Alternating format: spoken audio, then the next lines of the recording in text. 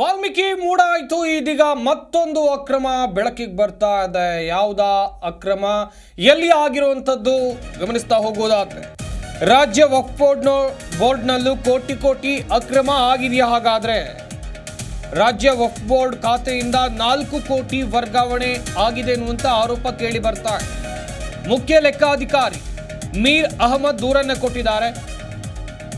ವಕ್ಫ್ board ಮಾಜಿ CEO ವಿರುದ್ಧ ಈಗ ಎಫ್ಐಆರ್ ದಾಖಲಾಗಿದೆ. ಹೈಗ್ರೌಂಡ್ಸ್ ಪೊಲೀಸರು ತನಿಖೆಯನ್ನು ಮುಂದುವರಿಸಿದ್ದಾರೆ. ದೂರು ಆಧರಿಸಿ ಎಫ್ಐಆರ್ ಅನ್ನು ಹೈಗ್ರೌಂಡ್ಸ್ ಠಾಣೆಯ ಪೊಲೀಸರು ಒಂದು ಕಡೆಯಲ್ಲಿ ಎಫ್ಐಆರ್ ದಾಖಲು ಮಾಡಿಕೊಂಡಿದ್ದಾರೆ ಎನ್ನುವಂಥದ್ದು ಗೊತ್ತಾಗ್ತಾ ಇದೆ.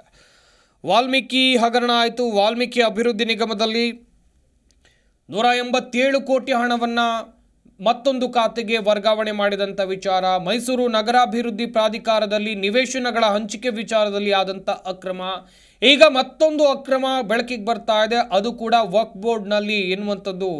ಇಲ್ಲೂ ಕೂಡ ಕೋಟಿ ಅಕ್ರಮ ಆಯ್ತಾ? ಹಾಗಾದರೆ ಯಾಕಂತ ಹೇಳಿದ್ರೆ ಇಲ್ಲಿ ದೂರನ್ನು ಕೊಟ್ಟಿರೋದು ಮುಖ್ಯ ಲೆಕ್ಕಾಧಿಕಾರಿ ಮೀರ್ ಅಹಮದ್ ಅವರು, ದೂರನ್ನು ಕೊಟ್ಟಿರೋದು ಮಾಜಿ ಸಿಇಒ ಮೇಲೆ. ಅವ್ರ ವಿರುದ್ಧ ಈಗ ಎಫ್ಐಆರ್ ಕೂಡ ದಾಖಲಾಗಿದೆ. ಹೈಗ್ರೌಂಡ್ಸ್ ಠಾಣೆಯ ಪೊಲೀಸರು ತನಿಖೆಯನ್ನು ಆರಂಭ ಮಾಡಿದ್ದಾರೆ. ಕಾದು ನೋಡಬೇಕು ಮುಂದಿನ ಹಂತದಲ್ಲಿ ಇಲ್ಲಿ ಯಾರೆಲ್ಲ ಈ ಪ್ರಕರಣದಲ್ಲಿ ಭಾಗಿಯಾಗಿದ್ದಾರೆ, ನಿಜಕ್ಕೂ ಇಲ್ಲಿ ಅಕ್ರಮ ಆಗಿದೆಯಾ, ಎಲ್ಲವೂ ಕೂಡ ಗೊತ್ತಾಗಬೇಕಿದೆ. ಹಾಗಾದರೆ ಈ 4 ಕೋಟಿ ಯಾಕೆ ವರ್ಗಾವಣೆ ಆಯಿತು, ಎಲ್ಲಿಗೆ ವರ್ಗಾವಣೆ ಆಯಿತು, ಏನಾಯಿತು, ಇದು ಕೂಡ ಗೊತ್ತಾಗಬೇಕಿದೆ.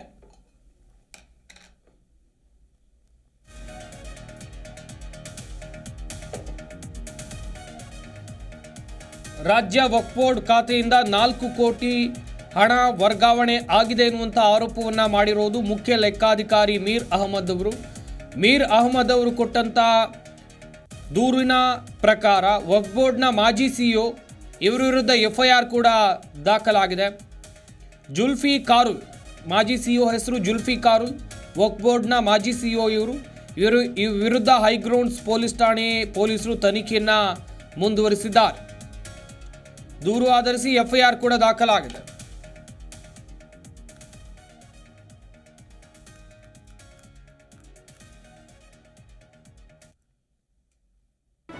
ಜಿ ಕನ್ನಡ ನ್ಯೂಸ್ ಈಗ ನಿಮ್ಮ ಮನೆಯಲ್ಲೇ ನೋಡಿ.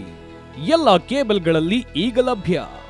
ಸನ್ Direct 292, Jio TV 1334, U digital 162, city cable 51, GTPL 17, Abhishek cables 821, Rockline telecommunication 51, Shri Basaveshwara number 60, Vinayaka digital number 53, in digital number 896ರಲ್ಲಿ. ನಿಮ್ಮಿಸ್ತದ ಜಿ ಕನ್ನಡ ನ್ಯೂಸ್ ನೋಡಿ ಆನಂದಿಸಿ.